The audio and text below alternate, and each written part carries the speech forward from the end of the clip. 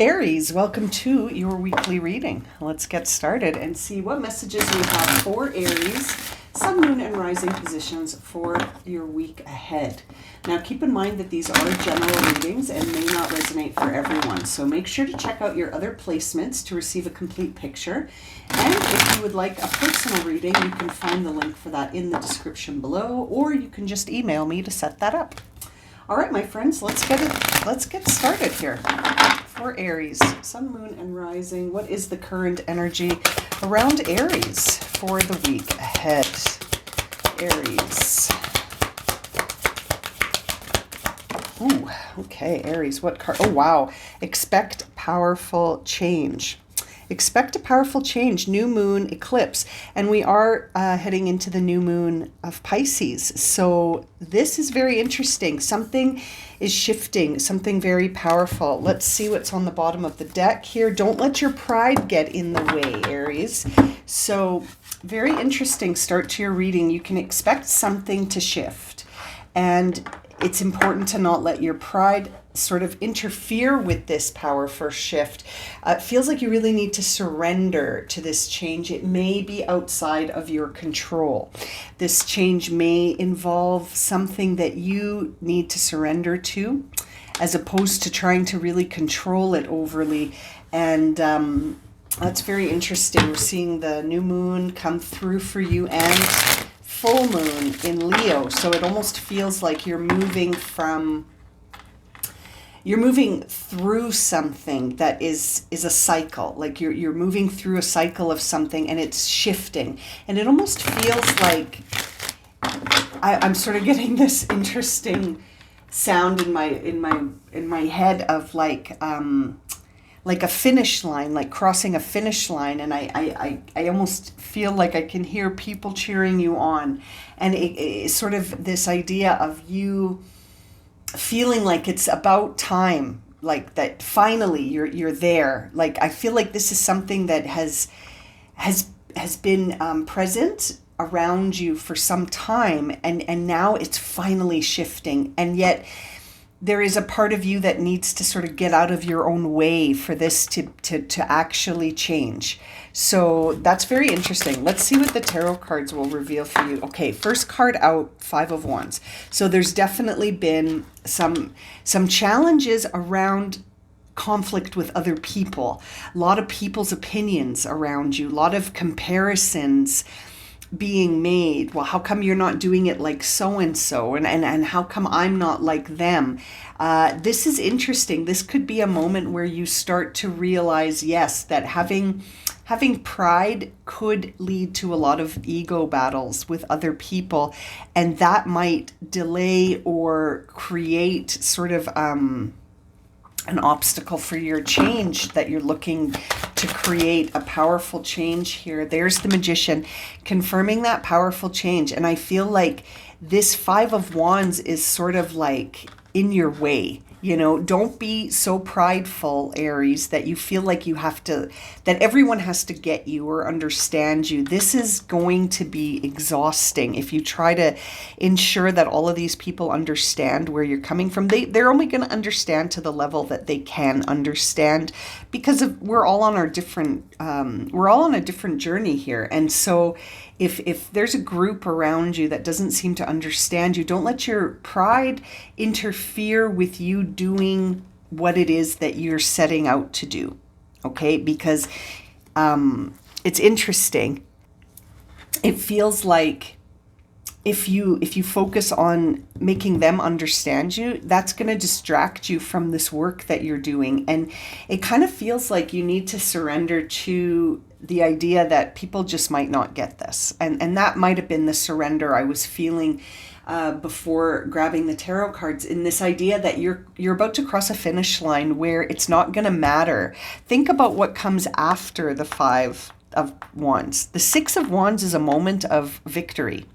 And that victory comes, I think, from you focusing on the task at hand, instead of focusing on making sure everyone understands what you're doing and why.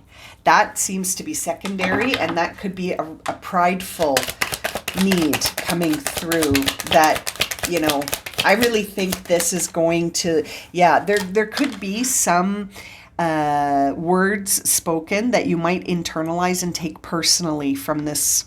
And I feel like this is actually divine redirection. When I see the Three of Swords in reverse, it's sort of like the divine saying, I've removed these people from your path so that you can move forward. These are obstacles. These are necessary separations from others. This is, don't take people personally. Don't take people's actions or words personally. Don't worry about comparing yourself to other people right now, Aries, or ever really, because I just feel like that's not a helpful exercise ever. But you're really about to make things happen here. And there's a part of this that involves some surrender of, you know, this need to make people know what you're doing or understand you more. It's almost like that's not really necessary, and it's not going to serve you. It could actually get in your way. Interesting. Okay, seeing the Ten of Wands come out next here. So you're about to, like I was feeling, like this is like crossing a finish line. You're about to finish a chapter. There's something coming to a close here for you, and it's leading to you having this powerful change that's also a beginning, because you've got this Ten of Wands and the Magician card. I can't help but feel like you've kind of taken your power back from something that was taking power from you, Aries. You're taking your power back, and it's creating a powerful change in your life. This you're reclaiming your power. And seeing the Seven of Swords in reverse on the bottom tells me that you're no longer interested in limiting yourself with your beliefs, and you're also not interested in limited beliefs of others. I really feel like you're being guided here to observe this dynamic in the Five of Wands, and then realize that you hold the power of whether or not you get involved in this, be it because of pride, be it because you don't want to lose connections with whoever's in this Five of Wands with you. I feel like there will be some separation from you and various energies that don't serve you. There is a necessary separation here, and that this cycle is about to come to a close, and you're the one who's going to be sort of reaping the benefits. You're about to collect a harvest here. And the Ten of Wands to me is a time where you've been sacrificing yourself, and perhaps some things that you want to do. You've been sacrificing that, maybe because you've been looking for approval in the past, or maybe because you just felt like, I need these people to get me. I need certain people to understand what I'm doing, and I'm willing to. I think you invested some time trying to get them to get you, and now you're just seeing that maybe that was your pride. Maybe that was sort of a prideful sort of moment for you, where you thought, if they don't understand me, then maybe I'm second guessing myself. And it's interesting. It's interesting. It feels like a mix of pride and needing approval. You know what I mean? It's an interesting sort of message coming through these cards for you. And it feels ultimately like it's false. It was all sort of in your head a little bit here, Aries. And the second you dissociate from this, I think you're going to feel like, oh yeah, if I don't give any of this my energy, then it's not really a part of my reality anymore. It's only a part of my reality if I allow it to be. And I think you're deciding that it doesn't need to be, that you can actually make things happen without people needing to understand you. And this could be a time where there is separation from some people and not internalizing their feedback, because it's that Five of Wands is a battle of egos. Oh my goodness, look at all these surrender cards coming out from you. So surrender to what is. That's interesting. I think that's valuable. Flow with what is instead of fighting it. Yeah, like if it is a conflict of ego and battle of ego here, then that is what it is. So you if you can't change a situation, you may as well either walk away from it or accept it as what it is, and just know that whatever you have planned, you don't need these people. It's too many cooks in the kitchen. So surrendering to what is will bring you peace. You can't change this. You can't change people's opinions. You can't change their ego, right? That's for them to change and to, if they want to, right? You don't have to get engaged in this. Surrender to creativity. Let your imagination soar and stay open to creative ideas and how to pursue a dream or solve a problem. Don't look for the solution in others. The solution will be in your own creativity and imagination. Don't feel like you need to look for the solution within another person or a group of people's opinions of you. That's not where you're going to find anything that you're looking for. It feels like you're going to find it within yourself. You just have to sort of stay open to your own ideas. Magician, right? You're the one that's going to make this all happen. Surrendering to prayer has come out for you as well. So give yourself over to prayer. If you pray, it's almost like you're sending out correspondence to the universe to express your desires. And when you do that, you can become in alignment with what you desire. I always like to pray in the present tense as if I've already got it. And so I'm expressing gratitude and thanks for what it is that you desire in the present tense.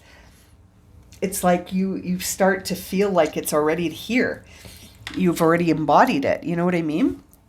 And it's interesting. You've also got surrender to the wisdom of your body. And so I bet you have a gut feeling about something. If you have a gut feeling about something, Aries, I think you need to follow it. Follow that gut feeling. And if it's telling you to sort of, what the cards are saying is that your gut feeling might be telling you, don't let your pride get in the way of you doing powerful things with your life. If people don't get you and they talk smack about you and that causes separation, don't internalize the smack. Right? Like whatever they're saying about you, don't internalize it. It doesn't matter. It doesn't matter. And that might be part of the journey this week is realizing that it doesn't actually matter what people think about you, or comparing yourself to other people, that's not a worthwhile exercise, because all it does is build up illusions in your mind, and it could delay new beginnings that you're working hard to create right now. So focus. Get your energy focused on what it is you're trying to create, and listen to the wisdom of your body. Listening to your body's messages about a person or a situation. If you feel physically drained or uncomfortable, be cautious. If you're energized and happy, move forward. So really focusing on the idea of listening to your body, communicating and corresponding with the universe in the present tense, expressing gratitude for what it is that you desire, as if it's already there, it's already with you. And this idea of letting your imagination soar, dreaming really big. And this bottom of the deck, I'm going to show it to you, is the surrender low self-esteem, not surrender to. You deserve success, love, and abundance. Set an intention to identify and release any remnants of low self-esteem, because low self-esteem could be disguised as pride, which is keeping you interested in other people's opinions and keeping you in a place where you're comparing yourself to others, and then internalizing their opinions about you, taking their words really personally, and maybe taking their actions personally, and then feeling like, why am I holding all of their stuff? I'm just going to set these down and pursue something for myself. I think that in and of itself shifts things for you, and that this powerful change can be expected. Aries, very interesting reading. I'm going to leave it at that for you. Thank you so much for joining me. I hope that this has resonated for you and been helpful, and I look forward to reading for you again soon, my friends. Sending you so much love and light. Take care.